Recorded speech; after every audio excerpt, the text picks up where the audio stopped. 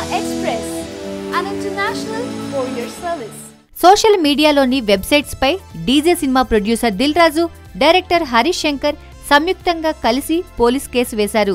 Social మీడియాపై ఇలా కేసులు వేయడం ఇప్పుడు లేటెస్ట్ ట్రెండ్లా మారిపోయింది.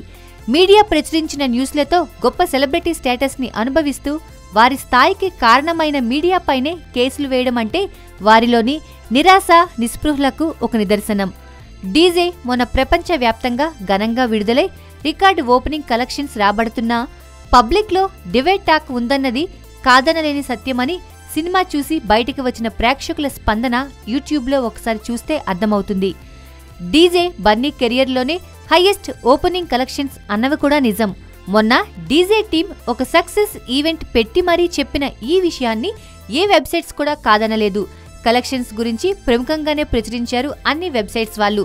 కానీ ఇక్కడ పాయింట్ ఏంటంటే ప్రతి సినీ పరిశ్రమ వారు ఎంతో సృజనాత్మకంగా కళాత్మక సినిమాలు తీస్తూ వారి వారి రాష్ట్రాల ఖ్యాతిని పెంచుకుంటున్న సమయంలో వాళ్లతో పోటీగా మోడర్న్ ఫిలిం మేకింగ్ వైపు అడుగులేసి నెక్స్ట్ జనరేషన్ ఫిలిం మేకర్స్కి ఆదర్శంగా నిలవాల్సిన సినీ పెద్దలు అవే మూస సినిమాలు, పలు తెలుగు సినిమాల స్పూఫ్లు సినిమాలు తీస్తూ సినిమాని కళాత్మకంగా కాకుండా ఒక వ్యాపారంగా మాత్రమే మార్చేశారు.